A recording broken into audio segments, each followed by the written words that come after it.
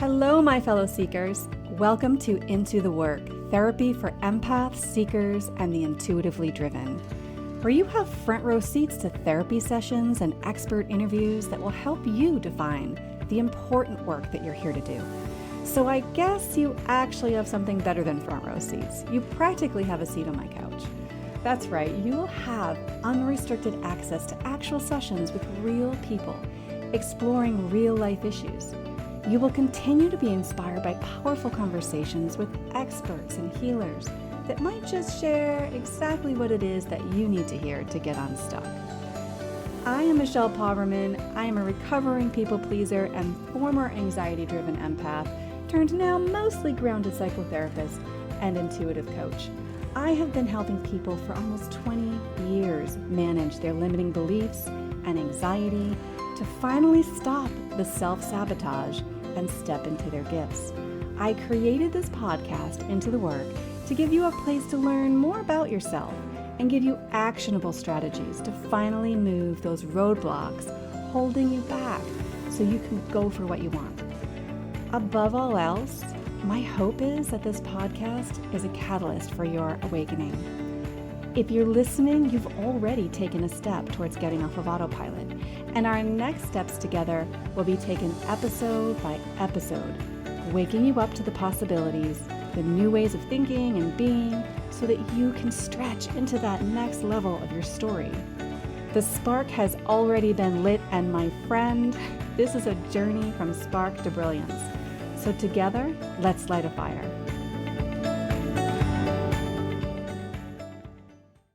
Hello again, and welcome back to the show. Today, I'm talking about 5 different lessons that I have learned as a therapist, a healer, and a human over the last 20 years or so. Now, as a therapist, we sit with a lot, and we're also human. We're also experiencing so much of what you're experiencing because we're all here in it together. And so it's very rich to be able to sit in my own constant curiosity and learning for life, but also learn so much from the people that I sit with. I mean, it's really, honestly, such a beautiful exchange. So I had to narrow down 5 things that I see kind of repeatedly coming up. They're just small little nuggets for you to consider for yourself in your life because they're things that seem to come up a lot. And so I'm going to dive right in with the first lesson that I want to share that is about grief. And I want to mention to you that grief is actually usually a more predominant emotion than most people realize. Many times what you're experiencing, like you're identifying as anger and anxiety and sadness and different emotions that you identify with, a lot of times when we get talking and we kind of start pulling out the layers, we start to unveil the grief that's sort of underneath it all. And for some reason, a lot of time, we get a lot of background noise before we really tap into the core issue, which is grief. And the background noise can be the anxiety and the anger and the expression of all these other emotions that seem easier to access. Now, the lesson becomes this, and that is that you can experience an enormous amount of grief for simply what should have been. Whatever you believe should have been for you in your life or your loved ones can trigger an enormous amount of grief. So when most of us think of grief, we obviously consider loss of someone we love, a relationship, ending, divorce, breakups, things that break our hearts, things that hurt, cause us grief, loss of a pet. But we may not consider, those goals that you were so invested in that never came to be, or the impact of a traumatic event as it changed the course of your life. Maybe you were really resilient in it. You focused on like getting through it and moving on and moving forward. And you know how there's that before and after those things that happen that change us? Well, I think it's important for you to look at what was your before and after in your life. What events happened where there was a before and an after? And might there be grief there for you to tap into? that might be underlying core wound, as we say, the core emotion that might be contributing to the anxiety that you have or other things going on in your life. Perhaps you're a parent whose child's life has changed paths from the direction of what were your hopes and dreams, your expectations. And it's important to acknowledge that grief that you feel, because I found that acknowledged grief can be transformative. We can do something with it. It doesn't go away, right? But it can profoundly impact us in ways we could never have imagined. The heartbreak and the emptiness of loss makes room for the deeper compassion and understanding for the fragility of life. And that's pretty intense. That's pretty big. And there's no getting over grief, as I said, but there is the lesson of growing around it and learning a lot about yourself in the process, that somehow it is woven into your being and you shift and transform into what that becomes for you or who you become with it and how you serve too, honestly.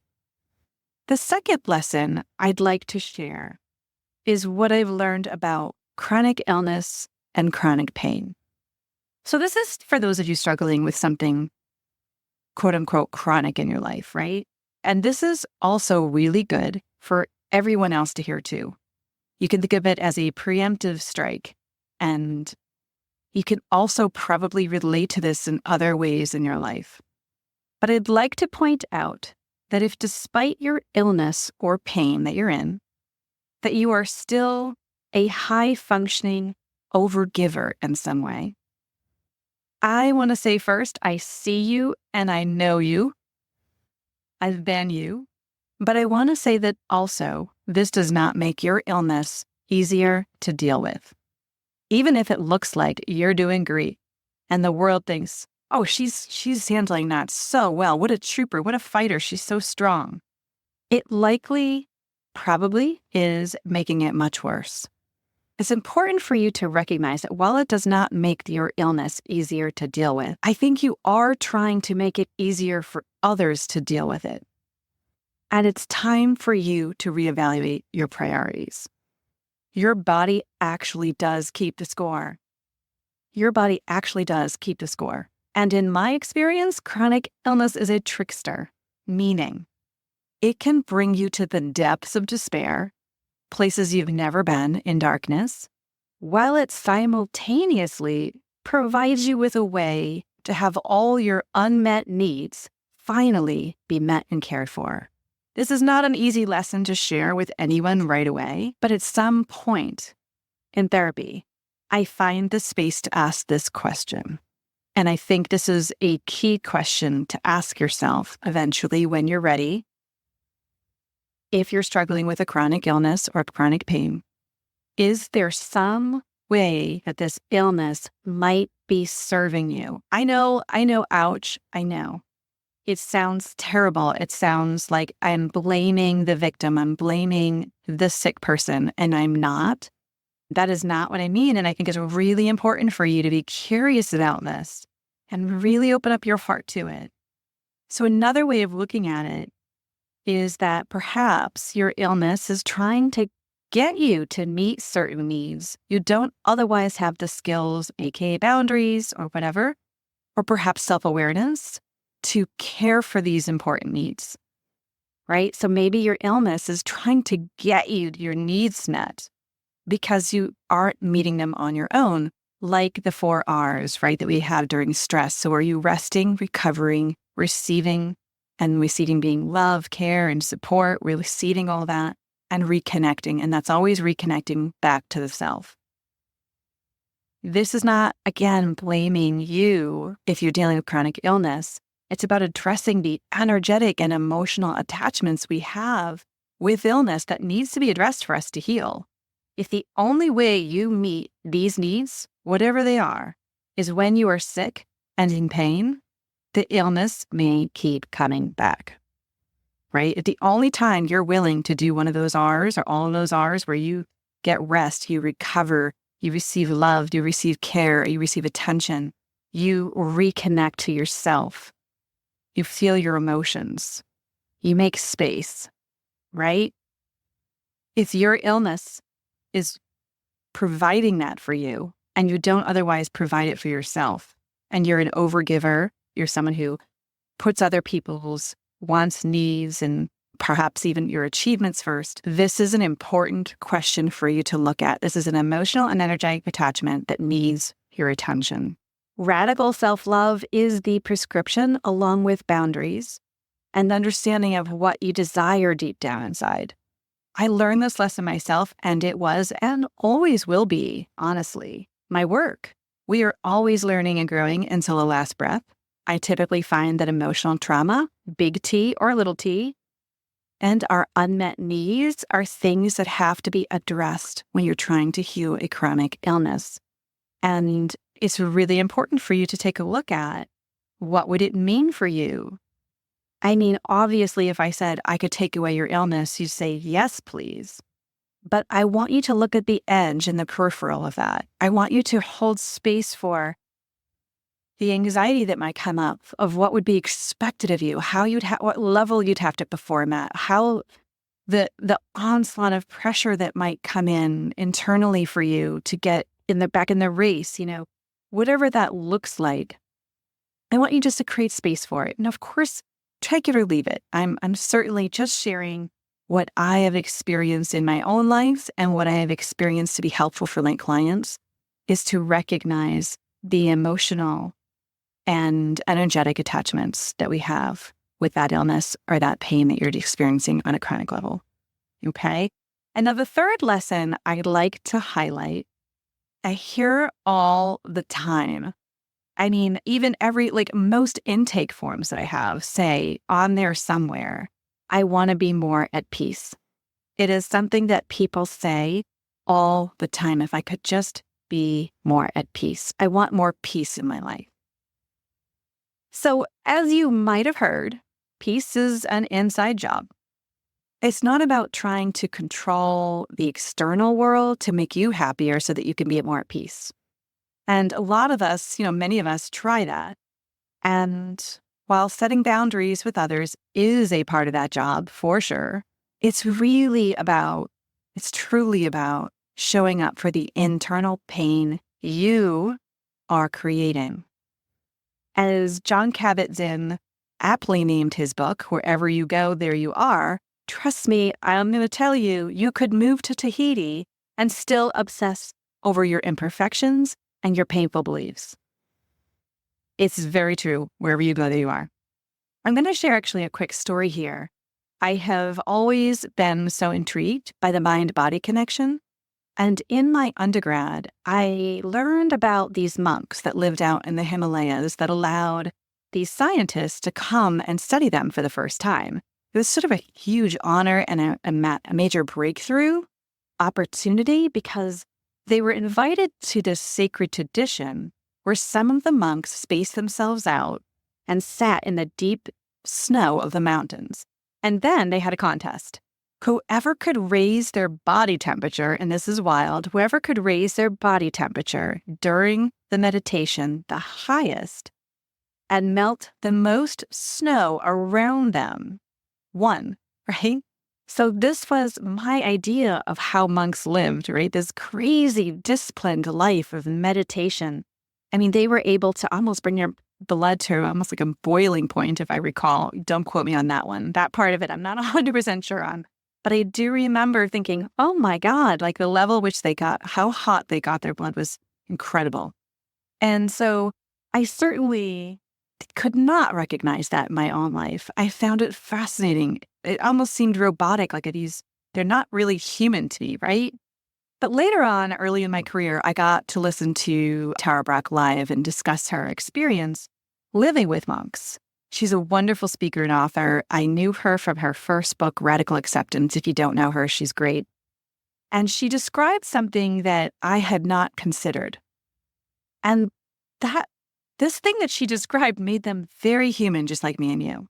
She talked about how after multiple hours of meditation, The type of meditation where one floats for hours and feels completely one with all that is and is in a completely out of mind and body space. Well, after that, one of the monks spoke to her about how he left this meditation to go to the bathroom. And shortly after, he found himself staring in the mirror, being critical of all the things he saw. He saw something on his face, like a new spot, and his new gray hairs, and he was looking at all the wrinkles on his face and having all these thoughts that came sort of spiraling in, and that I recognized, right? So the lesson of this story is that you can be a monk and you can meditate all day, and you are still not going to live in total peace, right? The human experience is complicated. I think we are wired for survival, not happiness. And it is our life's work to rewire our connection back to source and consciousness and love and happiness and joy. It's our work to do that. But we live in duality. So we will experience it all, good, bad, light, and dark. And speaking of dark, this is a big lesson here that I want to impart upon you. And that is, if you are after peace, if that's something that you're going to write on your intake form or you're going to express a desire for, you should get working on loving and accepting all parts of you. Because that, my friend, is one of the fastest routes to peace. Once you can accept all parts of you, the good, the bad, and the ugly, you can start to experience peace more frequently. In fact, you'll start accepting other people. And it's sort of like magical. The more you accept yourself, the more you deeply respect and accept even your worst parts, the more other people's worst parts also just don't bother you as much. Shadow work is a wonderful way to explore this and bring clarity to the parts of yourself that you do need to pay attention to, that you are otherwise pushing down and avoiding looking at. Those are actually hard to find sometimes because we're invested in avoiding them. So they're kind of tucked so deep that we need things to help us kind of allow them come to the surface so that we can learn to love them and understand them and learn the lessons. So the parts of you that you judge are really worthy of your time. If you are interested in doing this work, I recommend listening to my very first episode on this podcast, and that was Shadow Work, Unmask the Parts of You That Keep You From Believing in Your Self-Worth, number 1. Then after that, go to the show notes and download your free Shadow Work bundle to start exploring these parts and learning these messages and lessons that these parts have for you. In the end, it is all about loving all your parts and receiving their wisdom and moving back into the energy of love and gratitude. And lastly, there is no quest for peace without boundary work. So this is an entire episode on its own to talk about the type of boundary work that you might really need to focus on to create your sense of peace. But I'd like to share a tip with you. Create a new mantra, a question that you ask yourself often throughout the day. This will help you stay on track with this. If you really want to bring peace into your life, start showing up for it. And ask yourself, at any point during the day when you are considering a choice, does this protect my peace? Does this choice protect my peace? Ask yourself that over and over again. Does this protect my peace? And if your highest priority is feeling good, does this support that? And that's another thing you can say. If my highest priority is feeling good, does this support that? And if the answer is no, and you choose it anyway, that's a great opportunity for you to be curious, to create greater self-awareness about what just happened, what is happening for you, and how to be more supportive to yourself to become who you want to become. And that's somebody who obviously is a little bit more at peace, more connected to peace, more connected to self. Now, another lesson I'd like to share, number 4, is this little nugget here, and that is sometimes you will never know why. You may never know why something happened, or you may never understand what happened. Answering this question why something happened is not a necessary part of your healing. I want to just be really clear with you. You don't need to know why in order to heal. That's what I'm sharing here, that you don't need to know why in order to heal. I do believe in exploring the past to gain lessons, develop language for your experience so you can feel and experience emotions that need to be heard and felt so they can be released from the body. You know I'm big on that. I have a lot of episodes talking about that. But connecting with yourself is the goal, not attaching to the past. That is not the goal. In fact, I'd say it's crucial that you focus on connecting with yourself and be very careful about connecting to the past. Because I think your nervous system and your body needs to be reminded frequently that the past is over. It does no longer exist. And that why that you might be constantly asking, why did that happen to me? Why did my parents do that? Why did this happen? I need to dig up why that happened. That why can help actually keep you stuck in pain for as long as it is unanswered, unless you're able to understand that there is a lesson that brings the event meaning or reconnection with yourself and a letting go of this attachment to pain. That why keeps you connected to the pain. And in fact, even when you get the answer, I should say this, even when you get the answer to the why, like someone can answer that question for you, this is exactly why that happened. The potential of that is for you to bring in compassion, for you to bring in forgiveness, for you to bring in understanding that there is this possibility where this person wasn't trying to hurt you or wasn't capable of more. And so when we look at that, those are all things you can do for yourself without asking that why. You can still bring in compassion for yourself, for the other individuals involved, to the situation, and as a whole, you can bring up forgiveness, you can let go. And of course, that forgiveness is for you, right? That forgiveness is for you and your healing and your responsibility to yourself and your soul work, right? That is about you. The real goal is to bring the focus back into the now. How is this impacting you now? What behaviors and feelings deserve your love and attention? To let go of the past and be here now, whole, right? What do you need to be whole? If you were someone that was whole, what would need to be different about you? And answer that question. I would need to be easily forgiving myself. I would feel I need to easily forgive others. I need to feel compassion with ease. And I would not obsess. I would not think over and over and over about these things. They would be gone from my brain, right? They would be in the past.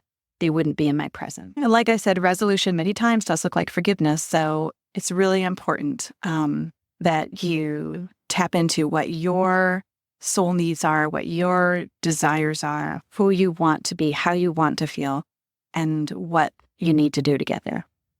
So I just wanted to give you permission to stop seeking out why something happened in your past and start focusing on how you can love yourself more and how you can access love in this situation. Now, the last thing, number 5, that I picked up along the way that I just wanted to share with you is kind of a concept, and that is that your life matters right now. Right now is the time to build a life worth living. This is my message to end on today. Regardless of what you are striving towards right now, your life at this moment matters. If you are an exhausted caretaker to someone you love that's ill, or aging parents, or anything like that, I want you to hear that you matter too, right now. If you're going through something that seemingly requires all of your life force energy, like it is sucking the life out of you, no matter what that is, you matter right now. The goal is to create a life worth living right now. not when you meet the goal or we finally nobody needs you anymore. Now, we don't know what tomorrow brings. If we tap into that grief, that conversation we just had, we are recognizing the fragility of life, that we are not guaranteed. And right now is what you have. And I'm still learning this myself about this delicate balance between working hard and going for what excites me and also overworking and burning out and not focusing on right now being important, crucial. It's everything. It's all I have. It's all you have. We do not know what the next moment holds. And so this is such an important mantra that helps me remember that even when there's a deadline, I matter. Then I ask myself, what can I do to support mattering today?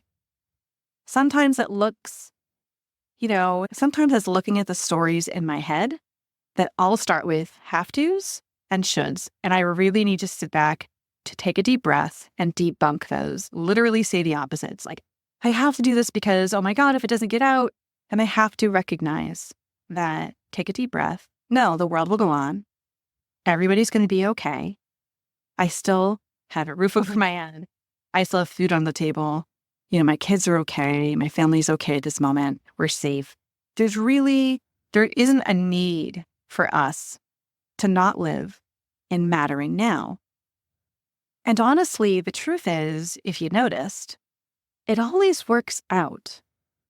And if it doesn't work out, I guess it's safe to say that it was whatever that thing was that did not work out because you mattered. It clearly was not in support of your well-being. It may need your attention and see if something needs to change. Because if it doesn't work out, it's literally because it wasn't good for you. You have to be allowed to matter. It's also okay for you to be okay when someone else is not okay. And that is really hard for us empaths. But it's really important for us to learn and flex this muscle, that allowing your light to shine, even when someone else is struggling, is actually supportive. From a vibrational perspective, it may even mean, it may even help people who are struggling around you get a lift up when you are vibrating higher when you're around. And now a higher vibration usually looks like optimism, feeling grateful, a happy state of being. I'm not suggesting that you dismiss someone else's feelings, but I am suggesting you don't join them in their misery. It's not actually going to help anybody for you to take on their pain, make it yours, be with them in it, to carry it around, to lower your own vibration. It's just the opposite. It's really not helpful. You have full permission from me to take up space, to do what lights you up while trusting in their ability to move through this challenge. You can be supportive and compassionate and loving without taking on their feelings or your own need to control or fix the situation. As empaths, we can also get sucked into sympathizing a lot with other people who are struggling, leaving us feeling badly for them. The energy that is most rewarding for them is for us to believe in them. People don't necessarily need our sympathy. In fact, it can make them feel weaker or less than, or sympathy can actually drain them a little bit of their life force energy because we are sitting there and saying, oh, wow, that's so, wow, being you is so hard and so sad. And wow, I'm overwhelmed with that. That is just so much. And it doesn't allow them to feel their own strengths, to feel their own connection to their resiliency, to their knowing, to all that good stuff. So our best bet is to honor how they're feeling, right? Step in and say, whoa, I see it. I can feel it. This is so hard. You can say, I'm sorry. This is so hard. But you could also convey I believe in you. And I don't know if you've said that to yourself, but I just want you to know that I believe in you and that your feelings matter. But again, you don't need to take it on as if it's happening to you, where you start to maybe even avoid that person because it's like, wow, they really bring me down. My whole day is ruined afterwards. Like I can't even, it's really hard to be there for them, right? You will have your own challenges if you wait long enough. Trust me, you will have all your own stuff.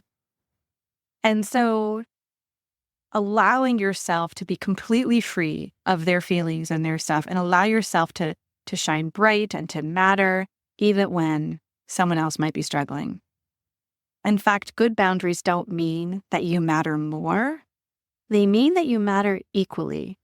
So make sure you disconnect from their pain and do something that honors your needs as well, because this is what helps you build a life worth living now.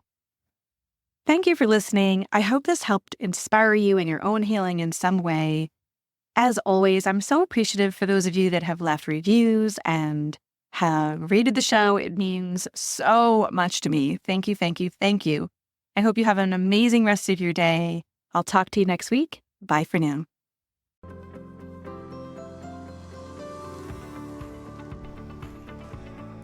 Thank you for listening to Into the Work Therapy for Empaths and Seekers. Don't forget to grab your free gift, your Shadow Work Transformation Bundle at michellepoverman.com.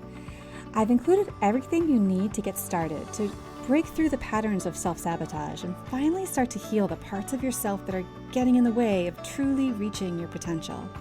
From a powerful meditation designed to help you meet and embrace your shadow self, to the guide that's full of curated prompts and important questions to support you on this journey. This really can be the work for you to unmask the root cause of all the issues you've been experiencing, honestly, and start to feel free to believe in yourself and go for what you want. The link for this free bundle is in the show notes. And if you like this episode, I would be so grateful if you could take a moment and rate, click and follow, and leave a review.